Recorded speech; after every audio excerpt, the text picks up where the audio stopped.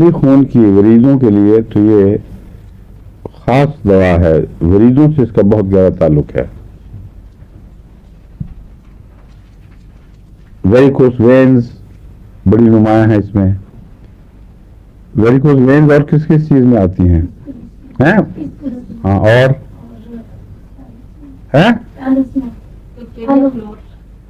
کیلکیریا floor میں بھی ہیں نمایاں، ایلوز میں ہیں، ٹھیک ہے. اور آرنیکا خود ہے، اور سلفر.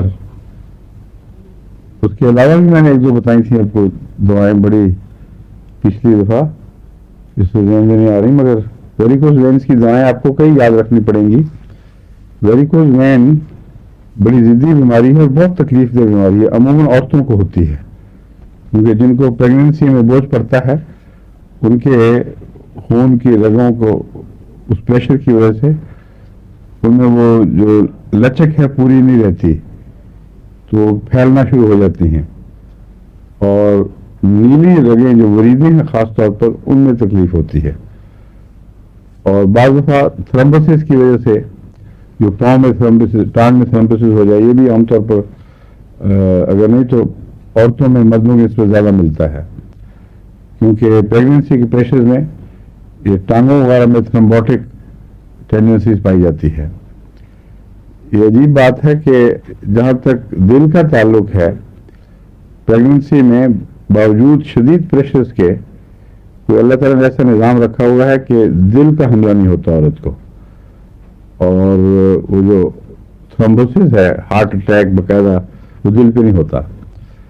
تو یہ جو ٹانگ میں ہوتا ہے، میں سمجھتا ہوں ایک یہ بھی شاید پریونٹیو میجر کوئی ہے کہ نچلے حصے کی طرف ٹینڈنسی دھکیل دی جاتی ہے اور دل کو محفوظ رکھا جاتا ہے. لیکن جب عورت بچوں سے فارغ ہو جائے پھر دل کو خطرہ شروع ہو جاتا ہے. اگر کوئی زیادتی رہی ہے، پہلے ہائی بلڈ پریشر لمبا رہا ہے، تو اس کے بعد پھر اس کا علاج دل کا ضروری ہے. اور ایسی دوائیں جو اس کے سائز کو واپس لاتی ہیں، اس قسم کی دوائیں اگر استعمال نہ کریں تو ساری عمر کے لیے پھر عورت بیچاری چلنے پھرنے سے معذور، سیڑھیاں چڑھنے پہ سانس چڑھنا اور گھر کے کام کاج سے محروم. اس میں لیووسیراس جو میں نے پہلے بیان کی تھی، وہ کریٹیگس مستقل استعمال کریں. اور بعض دفعہ اگر ٹانگوں میں کمزوری، پریشر زیادہ ہو تو کیلکیریا کارب اس کے لیے بہت اچھی ہے. ریسٹاکس پہلے بتا چکا ہوں میں، ریسٹاکس کا فالو اپ کیلکیریا کارب سے ویسے بھی ہوتا ہے. کیا بہت بگڑی ہوئی ویریکوس وینز میں نے بتایا نا ضدی مرض ہے، لیکن فرق ضرور پڑ جاتا ہے اگر صحیح دوائی ہو. اس لیے اس کا نشانہ صحیح ہونا ضروری ہے. دیکھنے میں ایک ہی مرض لگتا ہے، ہاں، لیکن اس مرض میں کئی کمپلیکیشنز ہوتی ہیں. اس لیے آپ کو ویریکوس وینز کی سب دوائیں ازبر ہونی چاہیے، ان کا فرق یاد رکھنا چاہیے. عام طور پر اگر روٹین میں آپ نے کام کرنا ہے تو آرنیکا کی ایک مٹھی خوراک دینے کے بعد سلفر سے ٹریٹمنٹ شروع کریں، اور اس کے سلفر کے نیچے پھر یہ دوسری دوائی تھی اسکولس.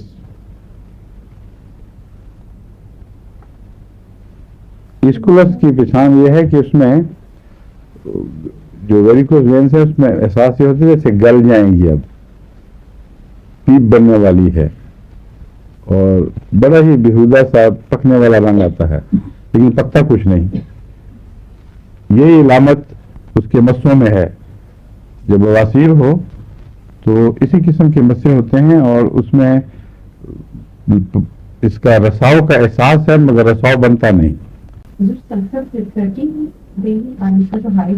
سلفر تو 200 میں لینی چاہیے، اکثر 30 میں لیتا ہوں میں.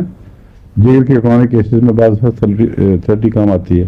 اور سلفر کی جو علامت خاص ہے وہ وہاں بھی ہوگی کہ برننگ ہوگی. اس میں ویریکوس وینز میں برننگ اور سٹنگنگ، یہ ہیمورائڈ میں بھی سلفر میں پائی جاتی ہے، ویریکوس وینز میں پائی جاتی ہے. سلفر میں ویریکوس وینز میں رپچر کی ٹینڈنسی پائی جاتی ہے، پھٹ کر بلیڈ کرنا شروع کر دیتی ہیں، اور کافی بعض سیریس بلیڈنگ ہوتی ہے. تو ویریکوز وینس کے ساتھ سلفر کا جو تعلق ہے، اسی لیے میں کہہ رہا ہوں کہ اس کو شروع میں بھی دیا جا سکتا ہے، یعنی بطور روٹین کے پہلے کچھ دیکھ کر اس کا اثر دیکھیں، نہ فائدہ ہو تو پھر دوسری دواؤں کی طرف توجہ کریں.